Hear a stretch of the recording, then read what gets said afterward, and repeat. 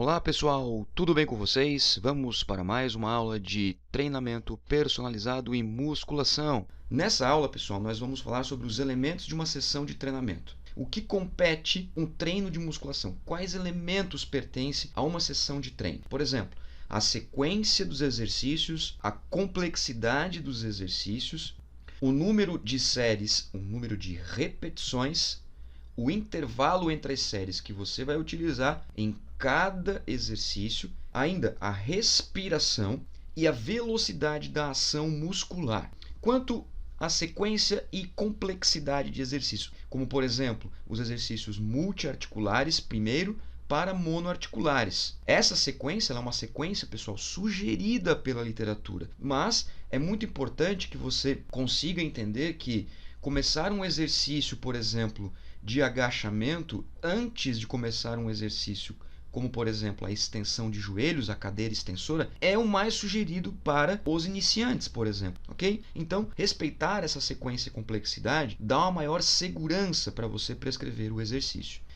Em relação ao número de séries e número de repetições, que compete ao volume da musculação, o número de séries e o número de repetições estão vinculados com o objetivo ao treinamento de força. Então, eu tenho algumas técnicas, algumas metodologias que elas são baseadas em mais séries, em mais repetições, ou seja, em maior volume de trabalho, enquanto que outras eu tenho menor volume de trabalho.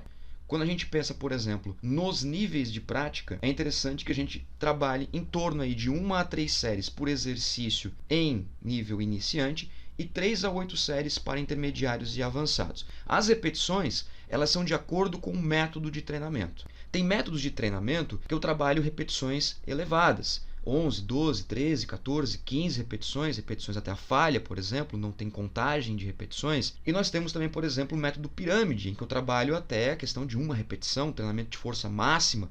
Enfim, isso fica a seu critério em relação à técnica que se propõe ao número de série e ao número de repetições. Quando a gente fala do intervalo entre as séries, pessoal, que este por sua vez é um parâmetro de intensidade, o intervalo entre as séries nós também temos grandes discussões na literatura. O que a gente sabe, pessoal, é que também isso está determinado de acordo com o objetivo no treinamento de força. Ou seja, hoje nós sabemos, tem um corpo de evidência bem interessante, que intervalos que são mais curtos, até 30 segundos, ou até mesmo intervalos que vão até 60 segundos, existe uma maior liberação de lactato, existe uma maior liberação de alguns hormônios que são a favor da hipertrofia, e a gente sabe que intervalos mais longos, como por exemplo intervalos que vão aí de 120 segundos até acima disso, 3, 4, 5 minutos, eles já estão vinculados com a ressíntese de ATP, adenosina trifosfato, e também de creatina fosfato. Então, por exemplo, quando a gente quer que o indivíduo ele restoque o máximo de ATP-CP possível para executar a próxima série em capacidades próximas ao 100% da sua realização de trabalho, a gente coloca intervalos entre as séries de 3, 4, 5 minutos. Por isso, por exemplo, pessoal, que o teste de 1RM, o teste que é feito para encontrar a repetição máxima, os intervalos eles são mais longos, porque o indivíduo tenta alcançar a sua carga máxima de realização de trabalho. Por isso que dá-se intervalos mais longos para que ele tenha restoque de energia e consiga executar a próxima série na sua máxima capacidade de realização de esforço. Beleza?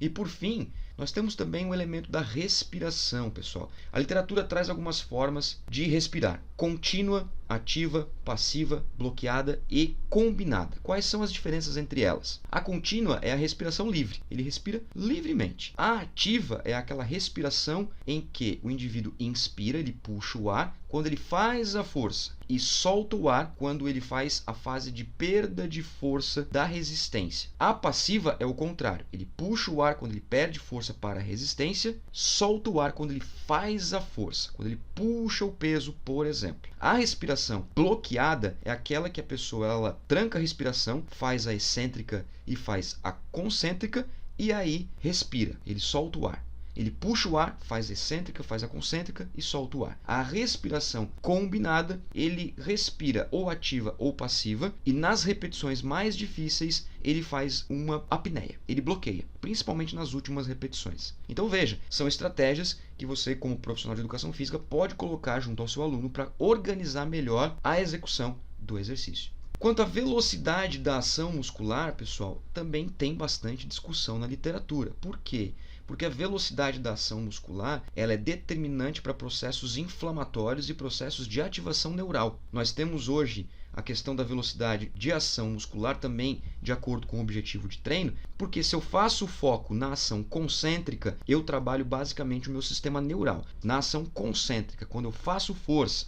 Então, a concêntrica ela também é uma fase importantíssima dentro do treino de força. A fase excêntrica, por sua vez, é aquela fase em que eu trabalho os meus sistemas endócrino e imunológico, ou seja, o perfil inflamatório. Eu sinalizo inflamação para o meu músculo. Então, concêntrica e excêntrica, os dois são importantes no treinamento de força. E eu posso dar ênfase em uma, posso dar ênfase em outra, em ambas. Isso depende também do modelo de treino e depende da técnica executada. Ações mais rápidas são aquelas ações que duram até 1 segundo.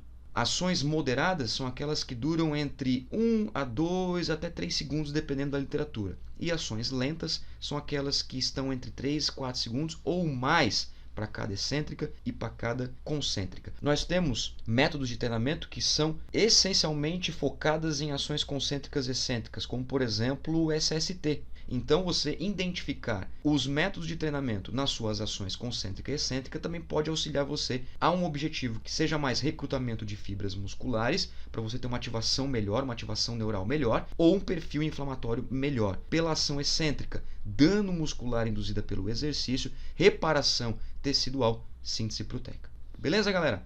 Espero que vocês tenham gostado, então, dessa aula. Muito obrigado pela atenção de todos vocês, um forte abraço e até a próxima aula.